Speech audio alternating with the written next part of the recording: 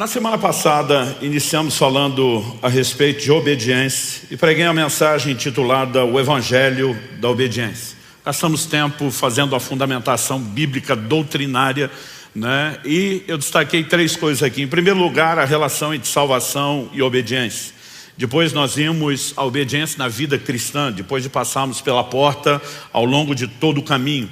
Em terceiro e último lugar, terminamos falando a respeito de como a graça se revela uma força capacitadora para que nós possamos andar em obediência. A ideia foi cobrir muito mais, uma visão panorâmica, abrangente do quão importante, significativo, central é o papel da obediência na vida cristã.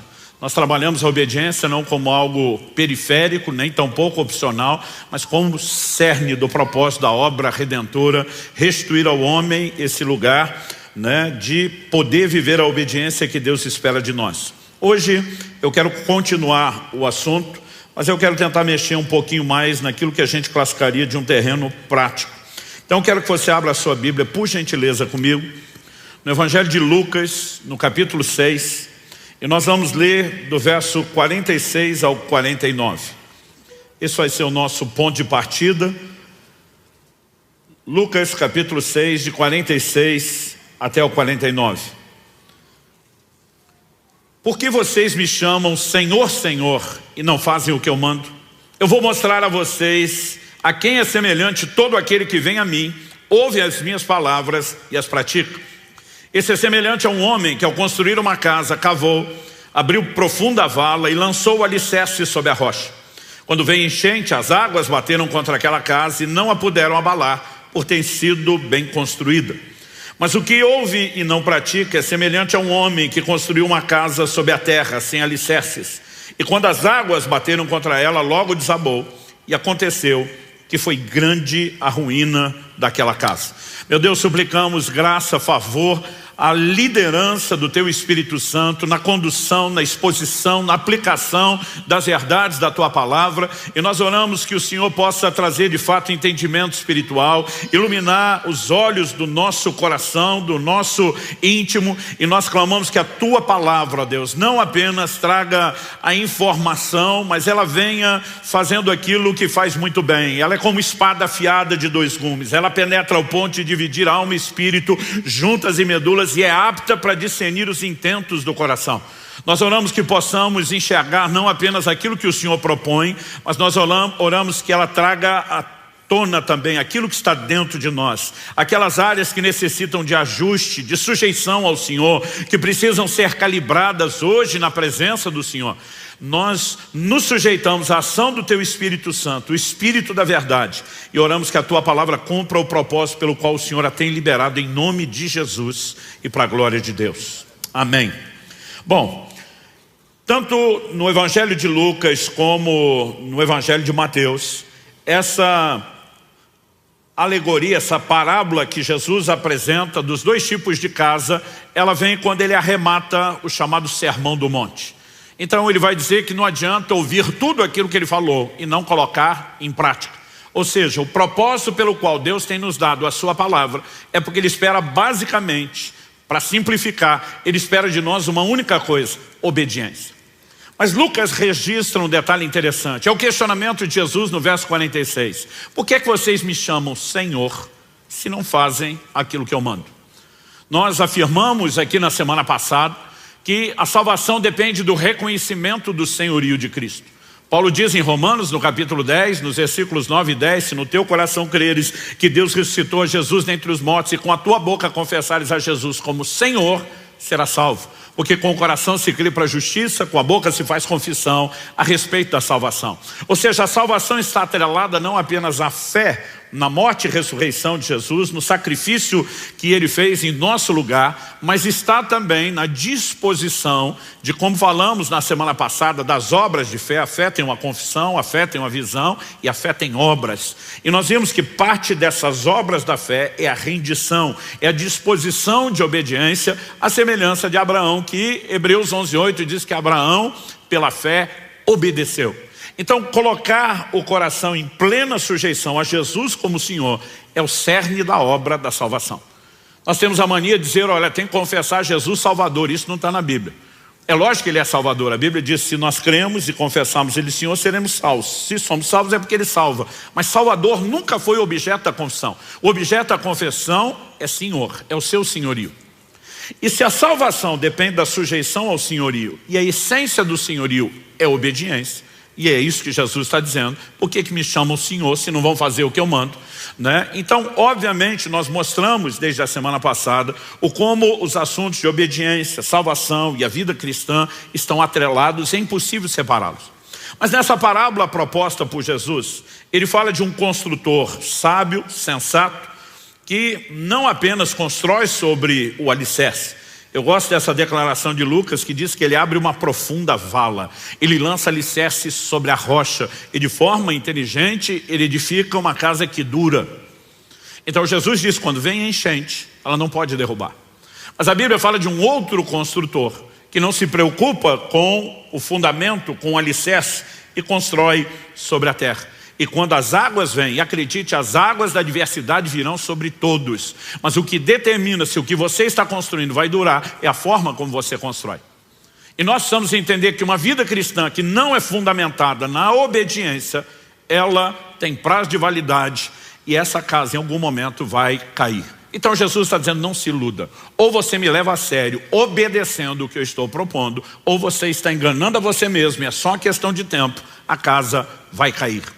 O chamado que nós recebemos à obediência é um chamado a uma obediência plena, completa. E o título da minha mensagem hoje é Obediência Total. E quero usar essa expressão, obediência total, porque muitas vezes nós relativizamos a obediência. E essa é uma forma como acabamos nos enganando. Né? Porque obedecemos numa área, acreditamos que desobedecer na outra se compensa, porque muitas vezes temos uma aparência de obediência, achamos que está tudo bem. E eu quero te mostrar algumas verdades bíblicas. A primeira delas é que obediência aparente é desobediência. A segunda coisa é que obediência parcial é desobediência, não pode ser vista como obediência. Mas em terceiro e último lugar, nós vamos mexer com aqueles que já cresceram um pouquinho e assumiram o compromisso, que é um outro perigo. É quando deixamos a desobediência, entendemos a obediência, mas podemos migrar para uma coisa perigosa que eu vou chamar de o orgulho da obediência, que é algo, como veremos, contraditório em si mesmo. Em primeiro lugar, vamos falar da obediência aparente. No Evangelho de Mateus, no capítulo 21, o Senhor Jesus nos apresenta uma parábola acerca de dois filhos. Dos versos 28 a 32, nós lemos o seguinte: o que vocês acham? Um homem tinha dois filhos. Chegando seu primeiro, disse: filho, vá hoje trabalhar na vinha. Ele respondeu: não quero ir. Mas depois, arrependido foi. Dirigindo-se ao outro filho, o pai disse a mesma coisa. Ele respondeu: sim, senhor, mas não foi. Qual dos dois fez a vontade do pai? Eles responderam: o primeiro. Quando Jesus propõe a parábola, ele está falando de algo que todo mundo entendia. Os filhos cresciam trabalhando, servindo, não apenas em tarefas domésticas. O sustento era tirado da terra, Então logo tinham força, disposição, em níveis diferentes, já estavam envolvidos nessas responsabilidades. Então Jesus está falando de algo que todo mundo sabe. Agora o pai fala para um filho: vá trabalhar. E ele enfrenta o pai. A atitude inicial de rebeldia: não quero, não vou. Mas depois o coração arrepende e ele vai. Então aparentemente o primeiro é o rebelde. O segundo não. Aparentemente é obediente. Sim, senhor. Mas o segundo não foi.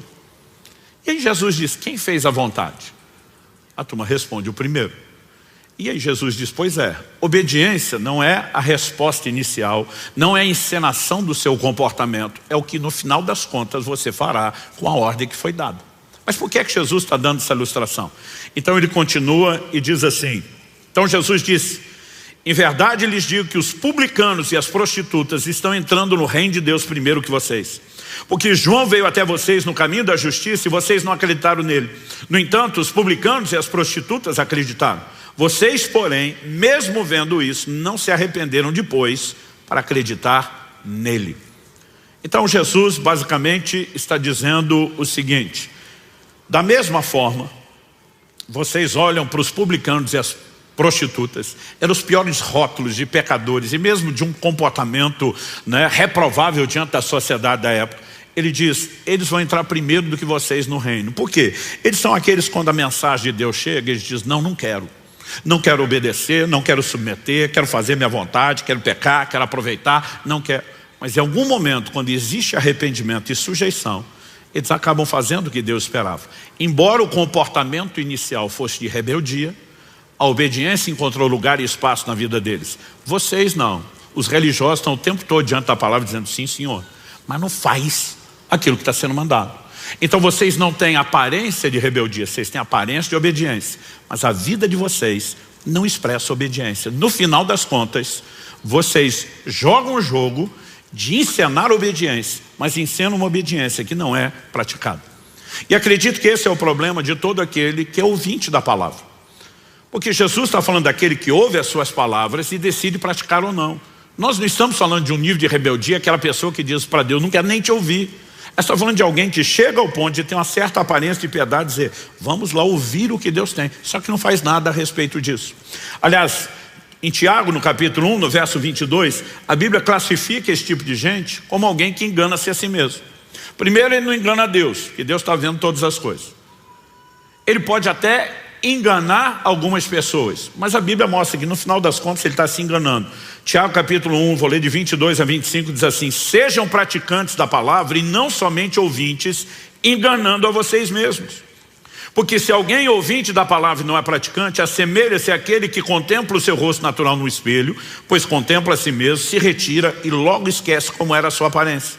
Mas aquele que atenta bem para a lei perfeita, a lei da liberdade, eu amo essa expressão, né? Eu de vez em quando tenho que lidar com os crentes que quando você está cobrando obediência, posicionamento, compromisso, você diz, seu evangelho é pesado. Eu normalmente digo, pesado para você que não quer compromisso.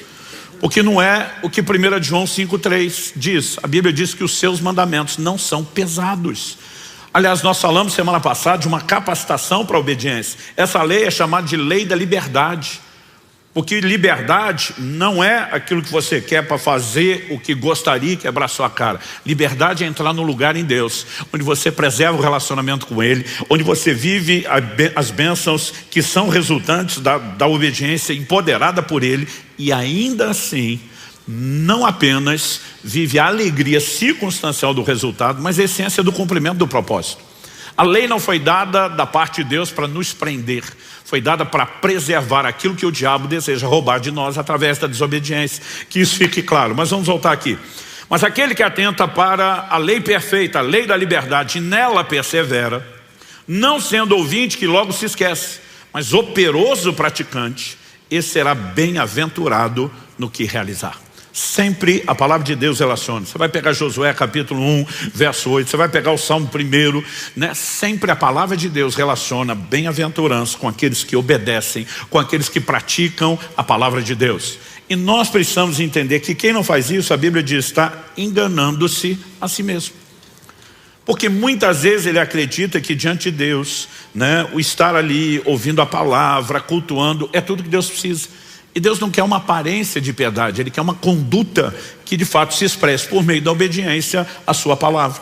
Interessante que num outro momento Jesus confronta os fariseus, porque eles eram a seita mais severa dentro do judaísmo. Eles eram o grupo religioso mais dedicado, né? É o que, usando a linguagem atual, alguém na época poderia dizer, são os beatos, são os carolas, é o time da dedicação, realmente, de fato são eles, e eles se tornaram muito conhecidos pelo seu zelo em obedecer a palavra. Mas ao longo do tempo eles usaram aquele próprio zelo e dedicação para criar desculpas para não obedecer a palavra. Olha o que Jesus diz no Evangelho de Marcos, no capítulo 7, do verso 5 até o 13. Os fariseus e os escribas perguntaram a Jesus, por que os seus discípulos não vivem conforme a tradição dos anciãos, mas comem com as mãos impuras? Os anciãos estabeleceram alguns ritos de purificação, entre eles um processo de como deveriam lavar, né, as mãos, lavar-se a si mesmo antes de comer, e eles estavam pegando espigas, comendo de qualquer forma, e o povo vai lá dar uma bronca em Jesus. Por que é que eles não vivem conforme a tradição?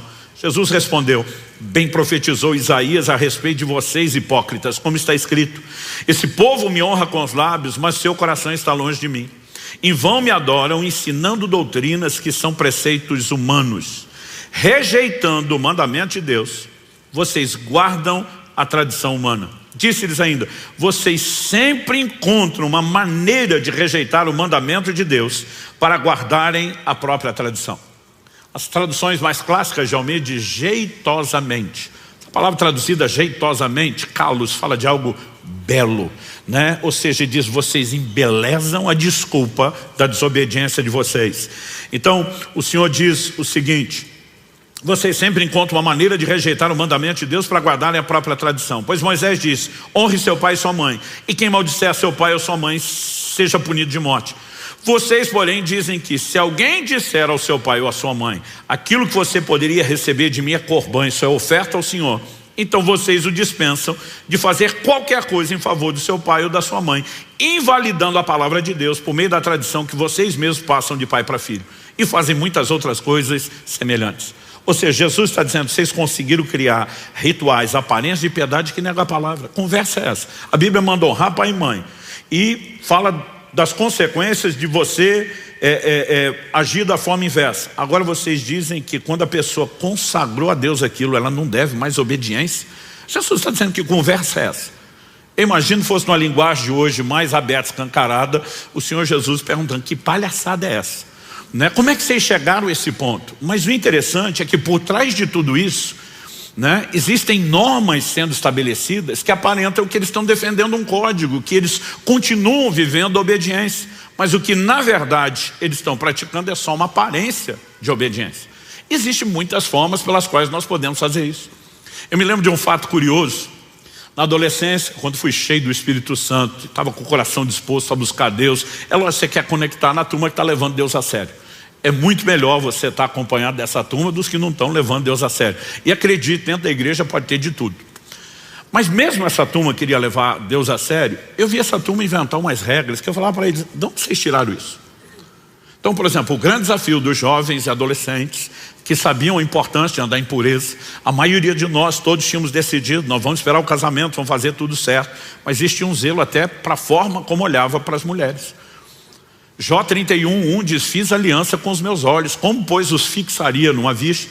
Então você olha para um cara mundano, às vezes a mulher passa, ele dá o raio-x de alto a baixo, né? Consegue avaliar, imaginar tudo que quer. A conduta de um homem de Deus não deve ser dessa forma. E essa hora que pelo menos os machos tinham que dizer um amém aí, vamos lá.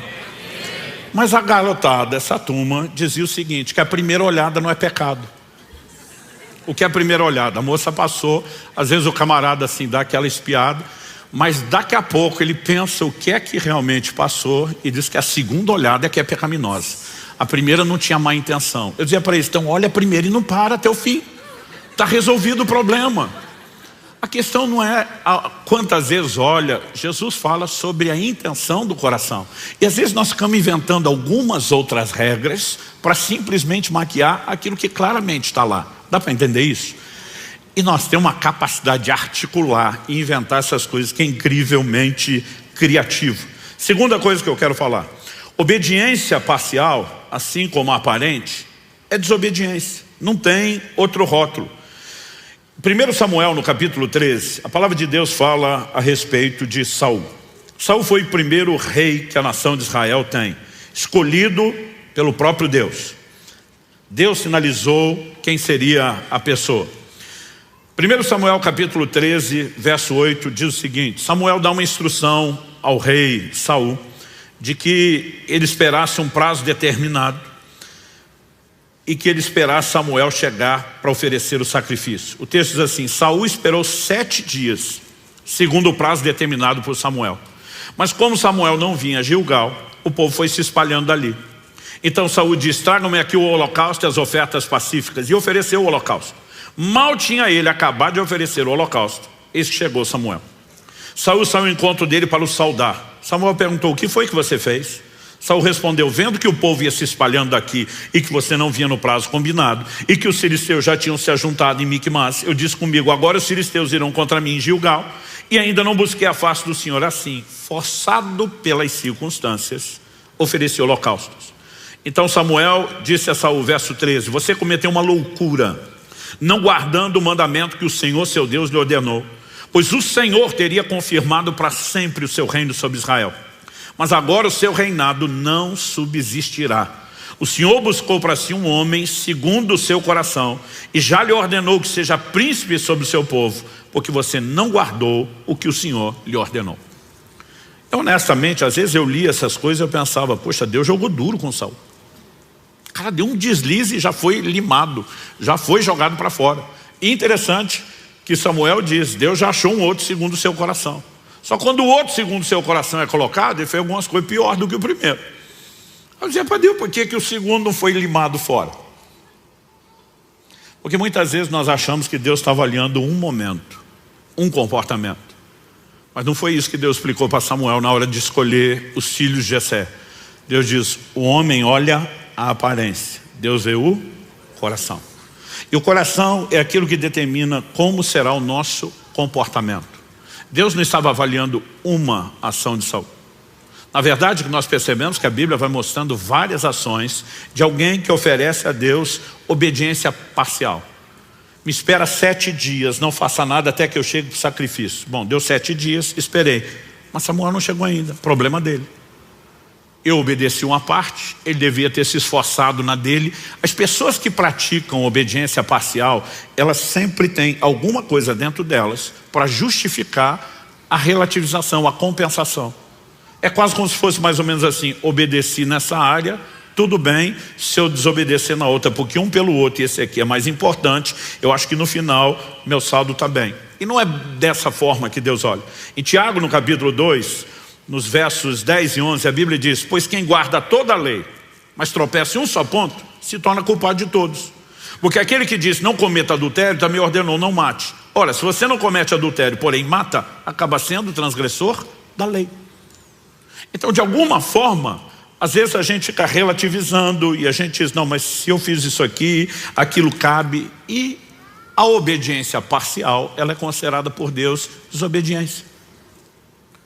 Eu acho interessante como a mentalidade das pessoas processam as coisas. Por exemplo, para nós, aliás, a gente olha na própria sociedade, pregando o evangelho para muita gente presa, condenada, você vê que uma das coisas que mais gera culpa na mente e no coração do homem, normalmente diz respeito ao homicídio. Mas ao longo da história, nós já tivemos momentos onde, diante dos escrúpulos das pessoas, mesmo daqueles que não eram muito tementes a Deus, não, existiam algumas coisas que tinham um peso maior. Uma delas, que infelizmente a nossa sociedade está programando todo mundo para aceitar, é que o adultério está tudo bem.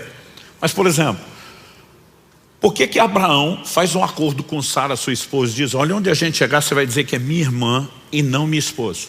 Porque ele diz, você é uma mulher muito bonita, vão querer você, e para ficar com você vão me matar.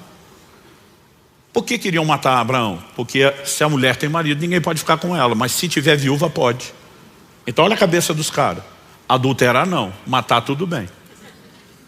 Porque pelo menos depois que a gente matar o cara, a gente cometeu um pecado menor, mas o pecado maior, que é o adultério, nós não vamos cometer. Hoje em dia, as pessoas olham para o adultério como o pecado menor e o homicídio maior, mas a relativização continua. Só que a Bíblia está dizendo, o mesmo Deus que ordenou uma coisa, ordenou outra. Quando você tropeça num, você tropeçou em todos, não adianta relativizar. Mas de alguma forma você olha para Saul e você vai perceber isso o tempo todo. Vá comigo para 1 Samuel capítulo 15. E de novo a Bíblia vai falar a respeito de Saul. E a Escritura nos mostra o como de fato aquilo era uma conduta recorrente. 1 Samuel 15, eu vou começar no verso 1. Samuel disse a Saul, foi a mim que o Senhor enviou para ungir você como rei sobre Israel, o povo dele. Agora ouça as palavras do Senhor. Em outras palavras, você lembra do início? Que Deus me usou para levantar você, escolher você, que tudo que eu falei da parte de Deus tem acontecido, se mostrou fiel. Então, presta atenção. Ele diz o seguinte, verso 2. Assim diz o Senhor dos Exércitos, castigarei Amaleque pelo que fez a Israel, colocando-se no caminho de Israel quando ele saía do exército, do Egito. Isso está lá em Êxodo no capítulo 17. Portanto, vá e ataque os amalequitas, destruindo totalmente aquilo que eles tiverem. Não poupe ninguém. Mate homens, mulheres, meninos e crianças de peito, bois, ovelhas, camelos e jumentos. Aqui nós chegamos a uma medida extrema de juízo, o que normalmente não acontece de imediato. Se você lembrar de Gênesis 15, Deus diz para Abraão, olha, a sua descendência vai ser peregrina em terra alheia durante 400 anos. Eles serão reduzidos à escravidão. Antes que eu os tire, Deus não usa o nome Egito, mas está falando de lá. Antes que eu os tire e os traga de volta a Canaã que eu te prometi. Por que Deus está dizendo que precisaria tanto tempo deles fora antes de trazê-los? O Senhor diz assim, porque a medida da ira dos cananeus não encheu. eles são rebeldes, são desobedientes, eu vou julgá-los. Mas Deus está dizendo, a minha longanimidade não esgotou. Então eu ainda vou dar mais 400 anos de misericórdia para que se arrependam. Como eu, Deus presciente, sei que não vão arrepender. No final disso, o juízo vem e vem com tudo. A mesma coisa com os amalequitas. Eles não foram julgados imediatamente pelo que fizeram. Aliás, Tiago escreve e diz que a misericórdia triunfa do juízo. Antes de oferecer juízo, Deus sempre oferece misericórdia. O problema é que as pessoas confundem a longanimidade, a paciência de Deus, com impunidade. Então o cara olha, não viu muita consequência e pensa, deu nada não. E não se arrepende, endurece o coração. E há um momento onde Deus simplesmente diz, basta. Você vai ver isso no Apocalipse, ele falando com a mulher que ele denomina de Jezabel. Dei-lhe tempo para que se arrependesse, mas ela não quer se arrepender. Ou seja, toda oportunidade, arrependimento, conserto e volta à obediência, não houve juízo. E quando chega a esse momento extremo, Deus diz, agora vocês vão exterminá-los. Em outras palavras, era literalmente acabar com a sua raça. Uma palavra dura, porém determinada por Deus. O verso 4 de Saul convocou o povo. A partir do verso 7 nós lemos, então Saul derrotou os amalequitas desde Avilá até chegar a Sur, que está diante do Egito. Tomou vivo Agag, rei dos amalequitas, porém destruiu todo o povo ao fio da espada. Mas Saul e o povo pouparam Agag, o melhor das ovelhas e dos bois, os animais gordos, os cordeiros e tudo mais que era bom. A isso não quiseram destruir totalmente, porém toda coisa sem valor e desprezível destruíram. Então a palavra do Senhor, verso 10, veio a Samuel dizendo, lamento haver constituído Saul como rei, porque deixou de me seguir e não executou as minhas palavras. Então Samuel ficou triste e clamou ao Senhor durante toda a noite. Samuel madrugou para encontrar Saul pela manhã, mas anunciaram a Samuel, Saul já chegou ao Carmelo. Eis que levantou para si um monumento, depois dando a volta passou, desceu a Gilgal. Samuel encontrou Saul e este lhe disse, que você seja bendito do Senhor. Executei as palavras do Senhor. Cara de pau. Mas Samuel perguntou, então que balido de ovelhas é esse nos meus ouvidos e o mugir de bois que estou escutando? Saul respondeu, trouxeram isso dos amalequitas, porque o povo guardou o melhor das ovelhas e dos bois para o sacrificar ao Senhor seu Deus. O resto nós destruímos totalmente. Então Samuel disse a Saul, espere, vou declarar a você o que o Senhor me disse essa noite. Saul respondeu, fale. Samuel continuou, não é verdade que mesmo sendo pequeno aos seus próprios olhos, você foi colocado por cabeça das tribos de Israel? O Senhor o ungiu como rei de Israel. O Senhor o enviou esse caminho e disse, vá e destrua totalmente esses pecadores, os amalequitas, e lute contra eles até exterminá-los. Por que então você não deu ouvidos à voz do Senhor, mas se lançou sobre o despojo e fez o que era mal aos olhos do Senhor? Então Saul disse a Samuel, pelo contrário, dei ouvidos à voz do Senhor e segui o caminho pelo qual o Senhor me enviou. Eu trouxe Agag, o rei de Amaleque, e destruí totalmente os amalequitas. Mas o povo pegou o despojo das ovelhas, dos bois, o melhor do que estava destinado à destruição, para oferecer ao Senhor, seu Deus, em Gilgal. Interessante essa expressão que aparece aqui, destinada à destruição, é a palavra hebraica Sherem. É a mesma usada quando Deus diz para Josué, quando vocês conquistarem Jericó, ninguém pegue nada, o ouro, o tesouro, a prata são consagrados a Deus, o resto Sherem. A palavra Sherem significa consagrado à destruição. Então muitas vezes é traduzido como condenado. É uma expressão difícil, mas é uma consagração que se faz a Deus, porém a destruição. E Deus tinha determinado que os amalequitas eram o quê? Sherem. Não tinha que pegar despojo, não era para desfilar com Acabe vivo, para tentar mostrar, era uma parte da cultura, humilhar o rei que foi conquistado. Então Saul precisava daquilo, mas ele desobedece a Deus em todos esses detalhes. Mas o pior é que o cara de pau fica dizendo, não, eu fiz o que Deus pediu. E essa aparente desobediência é só porque aqui nós temos motivos para honrar a Deus. Mas o que é honrar? Era pegar um animal bom e sacrificar e matar. Se matasse antes, não era a mesma coisa? Mas de alguma forma não era esse o interesse. Olha o que diz o verso 22. Porém Samuel disse, e aqui precisa chamar minha sua atenção, será que o Senhor tem mais prazer em holocaustos e sacrifícios do que no obedecer a sua palavra? Eis que obedecer é melhor do que o sacrificar, e ouvir melhor do que a gordura de carneiros. Nós lemos esse texto semana passada. Porque a rebelião é como o pecado da feitiçaria, e a obstinação é como a idolatria e o culto a ídolos do lar. Por você ter rejeitado a palavra do Senhor, também ele o rejeitou como rei. Os israelitas entendiam o forte zelo revelado de Deus contra toda idolatria e contra toda feitiçaria. Ele está dizendo, a rebelião é igualzinho. Da mesma forma que o feiticeiro se expõe à ação demoníaca, o rebelde e o desobediente também. Aliás, nós precisamos entender isso, que a nossa força ou autoridade contra o reino das trevas está atrelada à nossa disposição de obediência e sujeição a Deus. Tiago capítulo 4, você vai ler lá a declaração: sujeitai-vos, portanto, a Deus e resistir o diabo e ele fugirá de vós. Tem crente tentando praticar só o resistir o diabo, sem praticar o sujeitai-vos a Deus. Agora, você só pode exercer autoridade quando está submisso à autoridade. Aquele centurião romano que vem pedir que Jesus cure o seu servo, ele diz assim: eu sou um homem sujeito à autoridade e tenho homens debaixo da minha autoridade. Ou seja, falando na cadeia de comando do exército, ele está dizendo o seguinte: se eu sou major, tem coronel, né, tem generais, tem patentes acima de mim, eu sou sujeito a eles. Mas eu também tenho gente debaixo de mim. Tem capitão, tem tenente, tem gente para obedecer minha voz de comando. E a minha capacidade de poder exercer autoridade para baixo depende da minha sujeição à autoridade para cima. No reino de Deus não é diferente. A Bíblia diz: se você se sujeita a Deus, a autoridade maior, você pode expressar autoridade contra Satanás e o reino das trevas. Mas se não faz isso, não.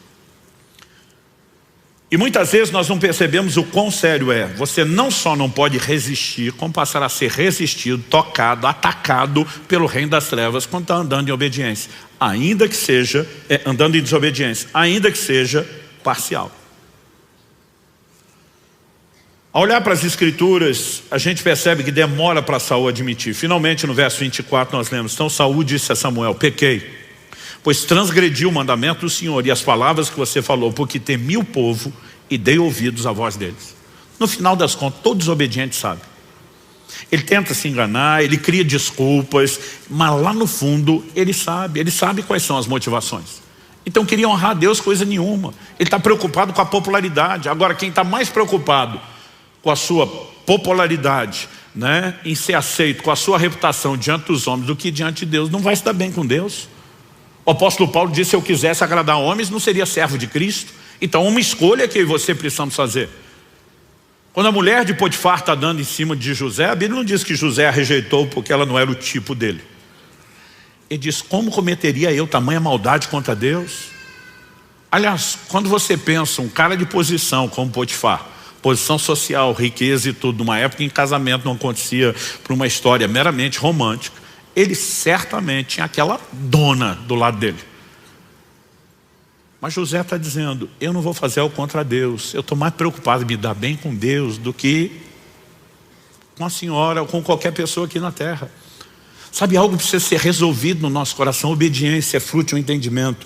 Nós estamos debaixo do senhorio de Cristo. Ele nos governa e ponto final. Isso não pode ser relativizado.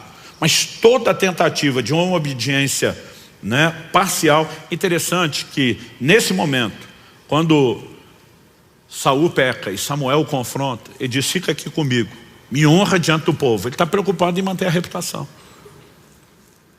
Ele não está nem aí que ele vai perder o reino que Deus anunciou. Você não vê ele chorar, se humilhar. É a grande diferença de Davi. Ah, pastor, mas Davi também pecou e desobedeceu. É verdade, mas quando pecou, você vê no Salmo 51 ele dizer: contra ti e contra ti somente eu pequei. Por que Davi abandona Jerusalém na revolta de Absalão? Ele dá um perdido no reino.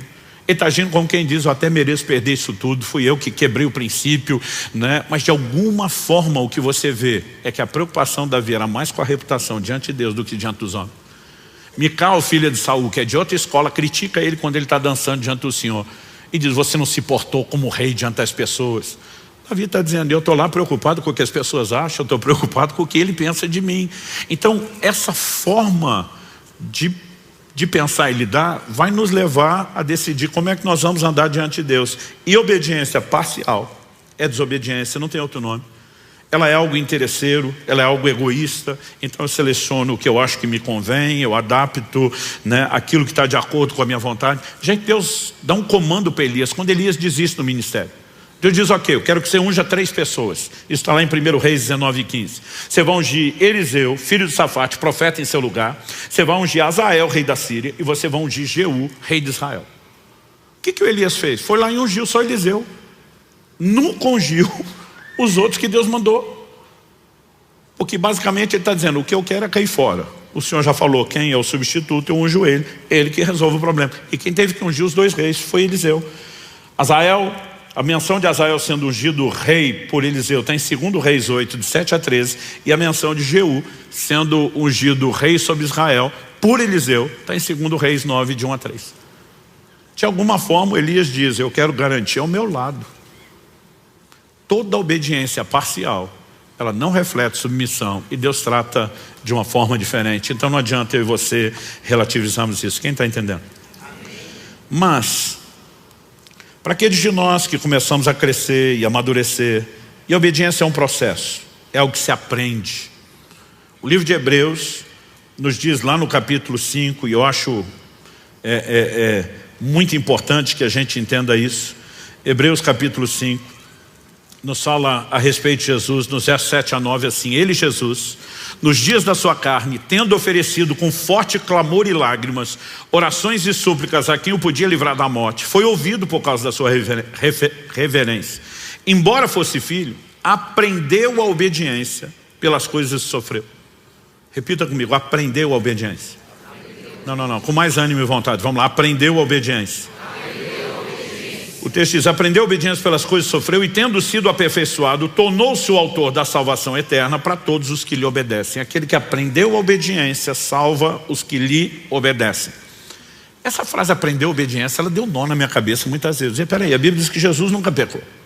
Pecado é desobediência. 1 João capítulo 3, verso 4 diz que o pecado é a transgressão da lei, ou seja, a desobediência. Se ele nunca pecou, ele sempre foi obediente.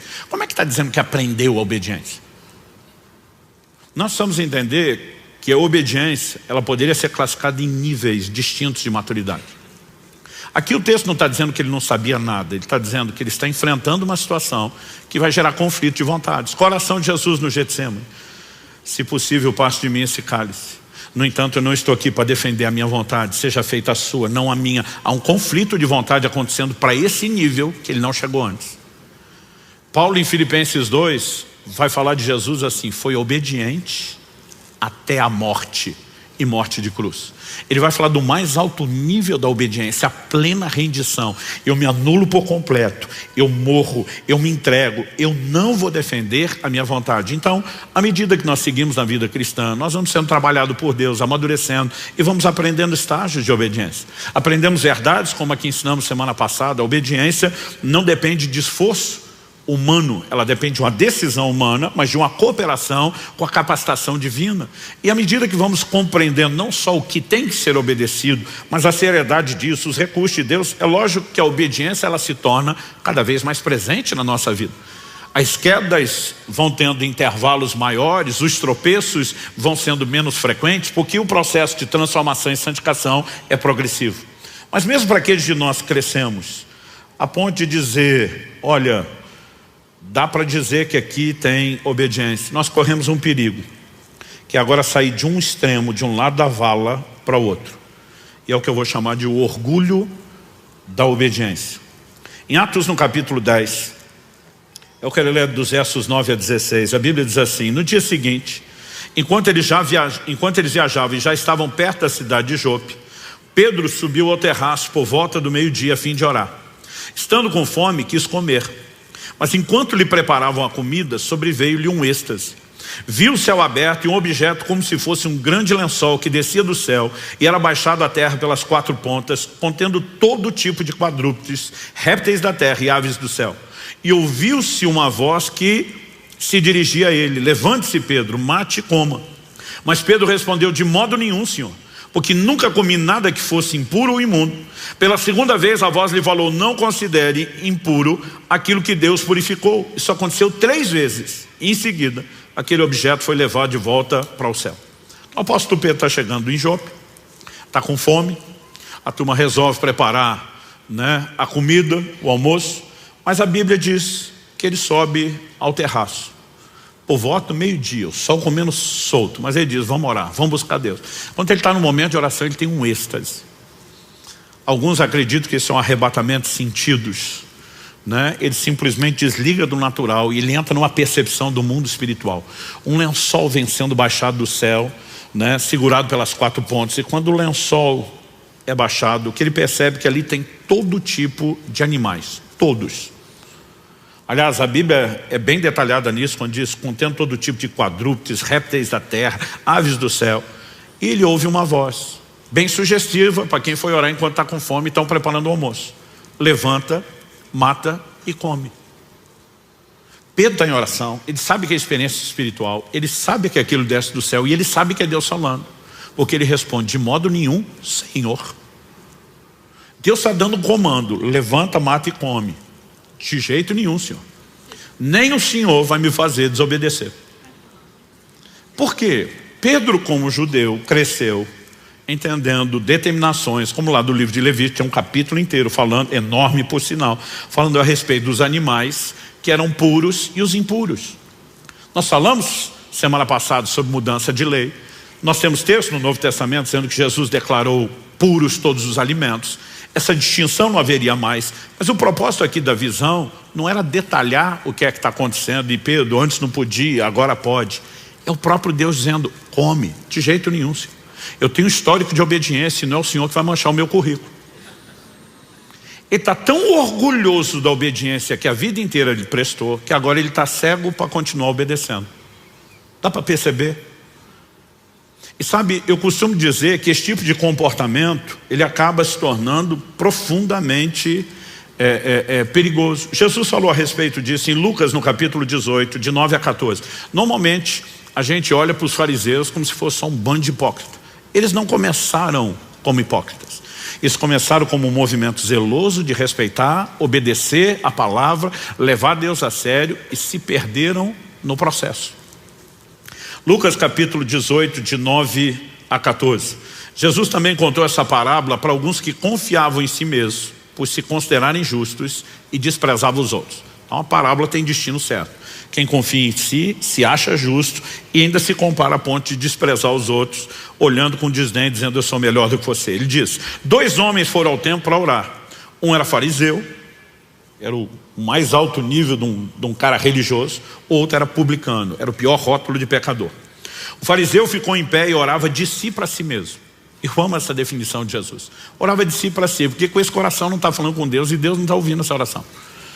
Orava de si para si mesmo dessa forma, ó Deus, graças te dou, porque não sou como os demais homens, roubadores, injustos, adúlteros, nem ainda como esse publicano. Jejuo 2 vezes por semana, dou o dízimo de tudo que ganho. Em outras palavras, eu sou o cara. Eu fico tentando imaginar o que é o publicano do lado dele, tendo que ouvir uma oração dessa. Senhor, eu te louvo que eu sou muito melhor que esse miserável do meu lado. Alguns de nós publicanos pensaria, publicano por publicano, pecador por pecador, já dava um couro no camarada do lado, dentro da casa de Deus. A Bíblia diz assim, o publicano estando em pé longe, nem mesmo ousava levantar os olhos para o céu, mas batia no peito dizendo, ó Deus, tem pena de mim. Outra tradução diz, misericórdia de mim que sou pecador. Digo a vocês que este desceu justificado para sua casa e não aquele.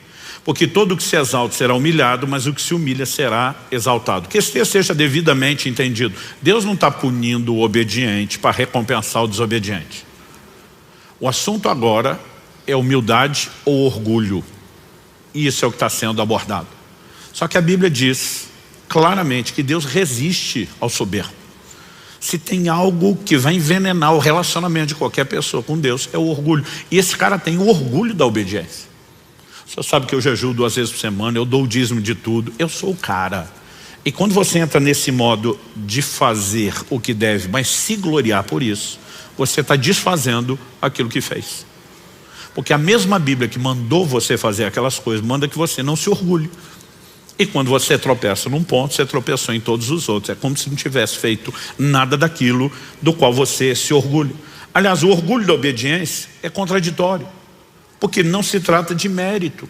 Nós falamos semana passada que a única forma de viver plena obediência é pela capacitação da graça. Então no final, se eu e você obedecemos, tem que haver em nossos corações uma atitude de quem reconhece. Se não fosse o Senhor, ainda que eu tenha tomado minha decisão, levado a sério minha responsabilidade, se não fosse o Senhor e os seus recursos, eu não teria chegado lá. Como é que eu vou me orgulhar de algo como se não tivesse feito aquilo com a ajuda de Deus? Segundo, além de ser contraditório, Jesus fala em Lucas, no capítulo 17, de 7 a 10, de um camarada que diz que merece uma medalhinha no peito, escrito servo inútil. Ele diz, depois vocês fizerem tudo que foi mandado, vocês têm que se nomear servos inúteis, porque fizeram só o que tinha que ser feito. Em outras palavras, você não fez mais do que obrigação, está se orgulhando do quê? Então, nós precisamos entender que o orgulho da obediência é contraditório à ação da graça e faz a gente achar de alguma forma que isso não era a obrigação que nós temos que carregar. No entanto, quando eu olho para esses camaradas, eu fico me perguntando, será que eu e você? O fariseu ainda é mais fácil a gente dizer, não, esse aqui não era dos melhores não, mas você pega Pedro, um líder exemplar, uma das colunas da igreja, e o cara está dizendo para Deus, de modo nenhum, Senhor. Então a pergunta é, será que pode acontecer comigo, com você? A resposta é com certeza.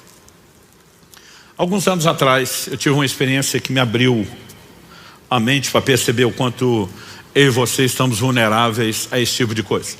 Logo nos primeiros anos da Alcance aqui em Curitiba, eu levei os homens do presbitério para um retiro de oração e jejum. As mulheres não podiam, a maioria dos filhos eram pequenos, então nós saímos só os homens, acho que eram 2 ou 3 dias. Durante esse nosso tempo de jejum e oração, alguém fez um comunicado numa época em que a internet era uma coisa complicada, né? Não me lembro se ainda estávamos no modo de escada, mas era complicado. Mas alguém falou assim, vocês estão sabendo que fulano de tal, falou o nome do ministro. Falou assim, o cara veio a público com um vídeo de uma confissão, admitindo que tropeçou, que caiu, que errou, está se afastando do ministério, está sendo exposto, né, a um tempo de disciplina. E alguém falou, ó, estou com o vídeo aqui. Falei, vamos assistir isso. E nós assistimos o vídeo. E quando terminamos de assistir o vídeo, eu falei para eles, escreva o que eu vou falar. A maioria de quem está perto de mim o suficiente sabe que se eu falar escreva, o negócio é muito sério, dificilmente não acontece, né? Porque eu só falo isso quando estou debaixo de muita convicção. Eu falei, escreva o que vai acontecer. E não estava falando por revelação de Deus não, era dedução. Eu falei, ele fez essa confissão com o líder do lado. O líder não está dando só apoio ao processo. Eu conheço o líder dele. O líder dele é jogo duro. E ele engoliu esse negócio a seco, porque não tinha muita opção. Mas ele não vai aguentar o processo. Só quando ele não aguentar, ele é o queridinho, ele é o popular, não o líder dele, conhecido por ser austero e duro. Então a hora que ele espanar, mesmo não cumprindo o processo, ele vai ser acolhido por outros líderes fora do ministério dele, que vão dar um tratamento bem mais suave a tudo que aconteceu. E infelizmente vão tratar a coisa como prazo de validade.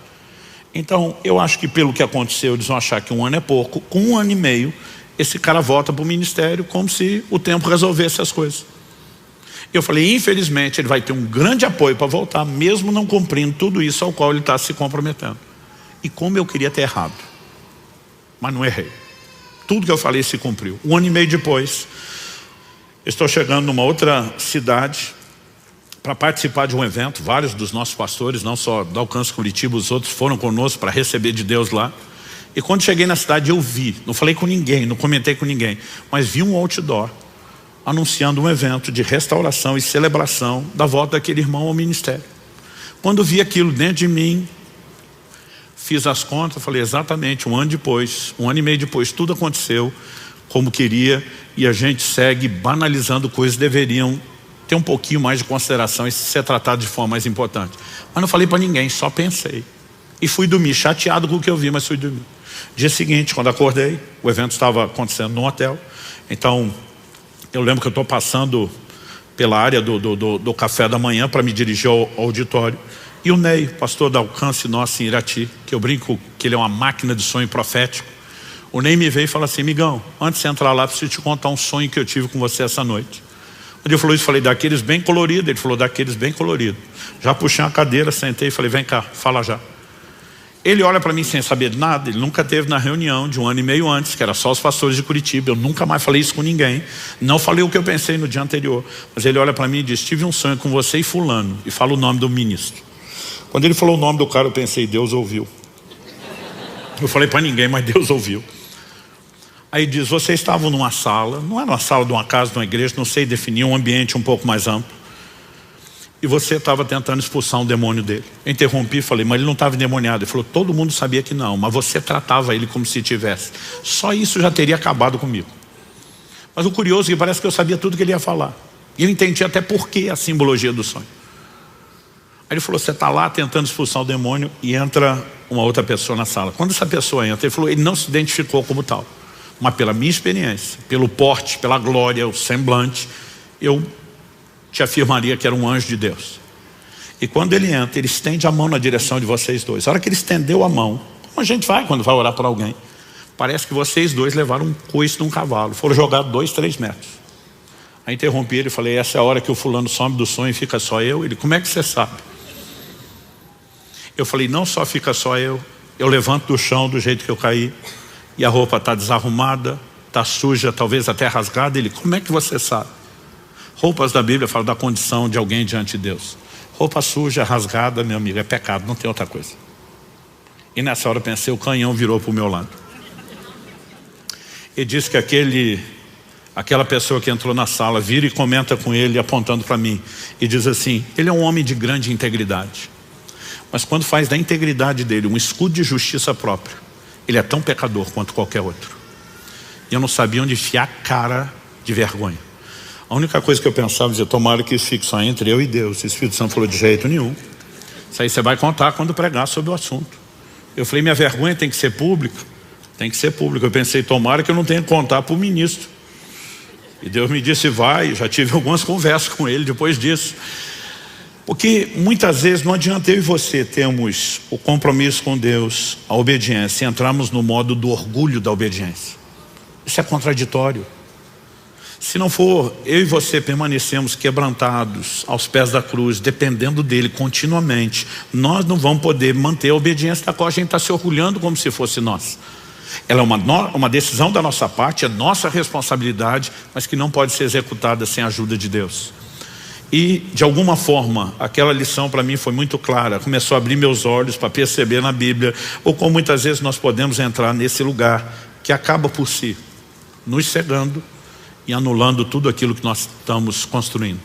Então a obediência é inquestionavelmente importante, ela é o cerne do propósito de Deus para o homem. Nós vimos isso na perspectiva doutrinária, mas agora falando de conduta, que você possamos entender que a aparência de obediência não é obediência, é desobediência, que obediência parcial é desobediência, mas que mesmo que a gente leve Deus a sério, não existe no final das contas motivo de orgulho se eu e você entendemos o lugar correto, que é onde devemos permanecer em plena dependência do Senhor. Aliás, eu e você precisamos entender que a obediência expressa, além de respeito, amor ao Senhor. Jesus diz, aquele que tem os meus mandamentos e os guarda, esse é o que me ama. E como diz 1 João 5,3, os seus mandamentos não são penosos ou pesados, porque nós não precisamos carregá-los sozinhos, não é fruto de esforço. Precisamos nos sujeitar à graça capacitadora, mas o chamado não pode ser relativizado. Fomos chamados à obediência, e obediência total. E precisamos de tempos em tempos lembrar do nosso Senhor dizendo, por que é que vocês vão me chamar Senhor, se não fizerem aquilo que eu mando? Feche seus olhos, coloque-se em pé, para parecer que está acabando.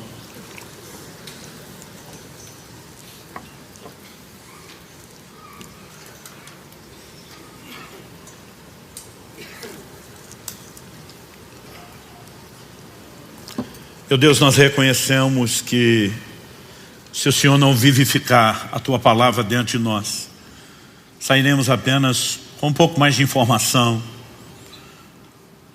com material para pensar, sem contar o risco daqueles de nós que sequer vamos dar continuidade em pensar naquilo que o Senhor falou.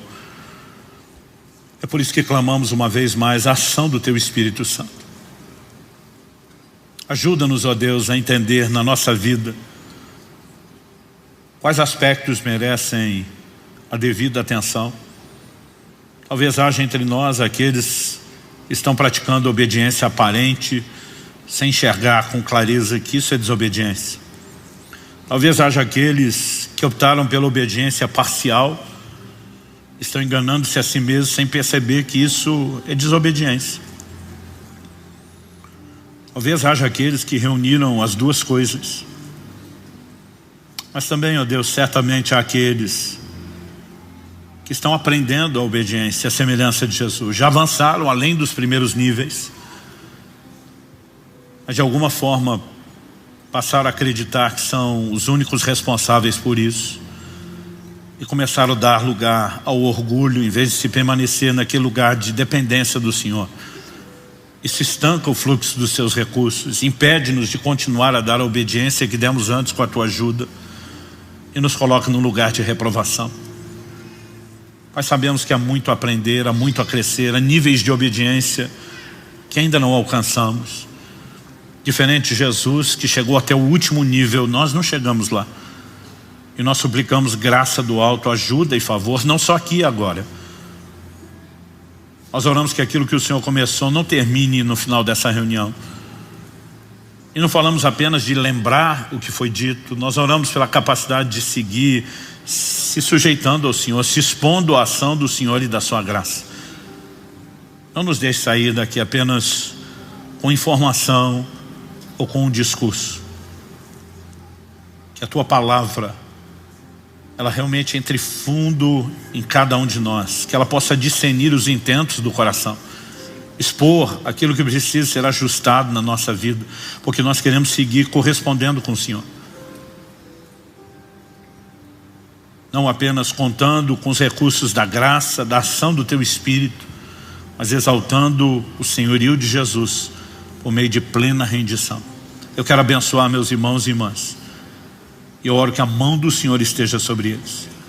Oramos que a compreensão das tuas palavras traga luz, clareza para aquilo que devemos fazer no dia a dia, debaixo da tua aplicação personalizada. E desde já te agradecemos por tudo aquilo que o Senhor fará. Nós oramos em nome de Jesus. Se você crê e concorde, diga amém. Se você recebe essa palavra, diga eu recebo em nome de Jesus.